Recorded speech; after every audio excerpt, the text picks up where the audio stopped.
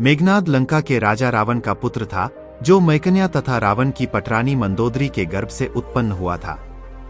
इसने जन्म लेते ही मेघ के समान गर्जना की थी, अत मेघनाद नाम से भगवान ब्रह्मा ने इसे पुकारा था। मेघनाद बड़ा ही वीर तथा प्रतापी था। देवराज इंद्र को भी युद्ध में इसने पराजित किया था, इसीलिए इसे इंद्रजित नाम से भी जाना जाता है। मेघनाद ने राम और लक्ष्मण को 2 बार युद्ध में परास्त किया था, किंतु अंत में वह लक्ष्मण के हाथों युद्ध के तीसरे दिन बड़े प्रयास से मारा गया। वासुकी नाग की पुत्री सुलोचना मेघनाद की पत्नी थी, जो अपने पतिव्रत धर्म के लिए प्रसिद्ध थी। जन्म।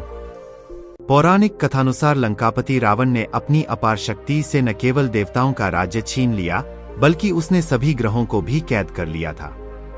जब मेघनाद का जन्म होने वाला था, तब रावण ने सभी ग्रहों को उनकी उच्च राशि में स्थापित होने का आदेश दिया। उसके भय से ग्रस्त ग्रहों को भविष्य में घटने वाली घटनाओं को लेकर बड़ी चिंता सताने लगी। पर मेघनाद के जन्म के ठीक पहले शनि देव ने अपनी राशि बदल दी। इस कारण मेघनाद अपराजेय व दीर्घायुवान नहीं हो सका। रावण ने क्रोध में आकर शनि के पैर पर गदा से प्रहार किया। इस कारण शनि की चाल में लंगड़ाहट आ गई। दिव्य शक्तियां। देवताओं के राजा इंद्र को युद्ध में पराजित करने के कारण ही मेघनाद को इंद्रजित कहा गया था। 1. मेघनाद ने युवावस्था में दैत्यों के गुरु शुक्राचार्य की सहायता से सप्त यज्ञ किए थे और शिव के आशीर्वाद से दिव्य रथ, दिव्यास्त्र और तामसी माया प्राप्त की थी। जब हनुमान सीता की खोज में लंका आए और उन्होंने अशोक वाटिका को उजाड़ना शुरू किया, तब मेघनाद ने ही उन्हें ब्रह्मपाश से बंदी बनाया था। उसने राम की सेना से मायावी युद्ध किया था। कभी वह अंतर्धान हो जाता तो कभी प्रकट हो जाता। विभीषण ने कुबेर की आज्ञा से गुह्यक जल श्वेत पर्वत से लाकर दिया था, जिससे नेत्र धोकर अदृश्य को भी देखा जा सकता था। श्रीराम की ओर के सभी प्रमुख योद्धाओं ने इस जल का प्रयोग किया था, जिससे मेघनाद से युद्ध किया जा सके। इंद्र पर विजय। जब मेघनाद का जन्म हुआ तो वह मेघ गर्जन के समान जोर से रोया, इसी से उसका नाम मेघनाद रखा गया। 2. एक कथा के अनुसार देवलोक पर विजय प्राप्त करने की इच्छा से रावण ने देवताओं से युद्ध किया। उस भयानक युद्ध में देवताओं और राक्षसों के अनेक सैनिक मारे गए। अंत में मेघनाद ने अपनी माया से चारों ओर अंधकार फैलाकर इंद्र को बंदी बना लिया। मेघनाद इंद्र को लेकर लंका चला गया। इससे परेशान होकर सब देवता ब्रह्मा को लेकर मेघनाद के पास पहुंचे। ब्रह्मा ने इंद्र को छोड़ने के लिए कहा और बदले में मेघनाद को निम्न वर प्रदान किए। वह इंद्रजित नाम से प्रसिद्ध होगा। उसे अनेक सिद्धियां प्राप्त होंगी। किसी भी युद्ध से पूर्व यज्ञ करने पर अग्नि से उसके लिए घोड़े सहित रथ निकलेगा, जिन पर बैठा वह अजय रहेगा, किंतु यदि कभी यज्ञ पूरा नहीं हो पाया तो वह युद्ध में मारा जाएगा। यज्ञकर्ता। ब्रह्मा की प्रेरणा से इंद्र ने वैष्णव यज्ञ किया, तभी वह देवलोक का अधिपति बनने का अधिकारी हुआ।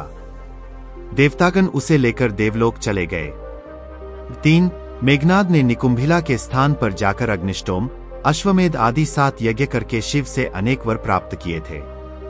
सबसे अंतिम माहेश्वर यज्ञ रह गया था।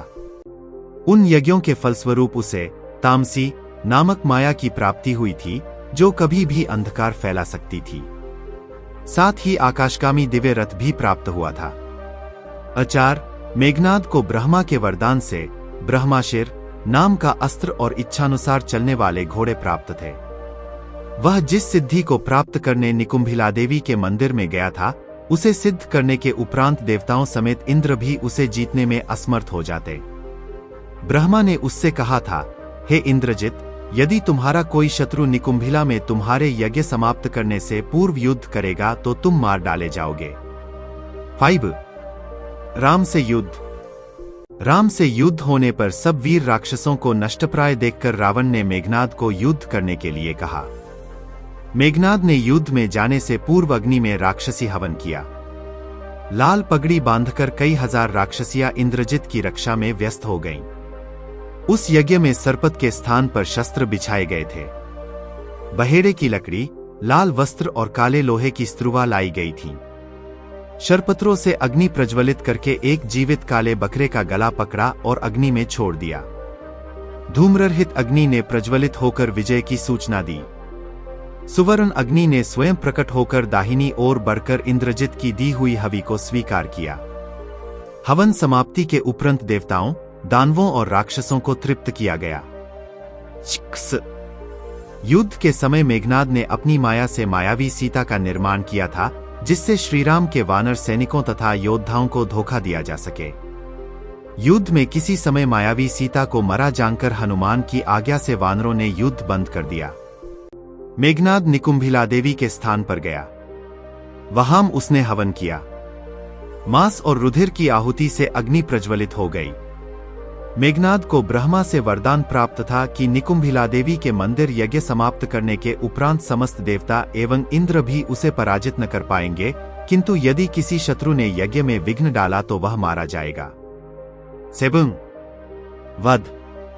मेघनाद विशाल भयानक वटवृक्ष के पास भूतों को बलि देकर युद्ध में जाता था, इसी से वह अदृश्य होकर युद्ध कर पाता था।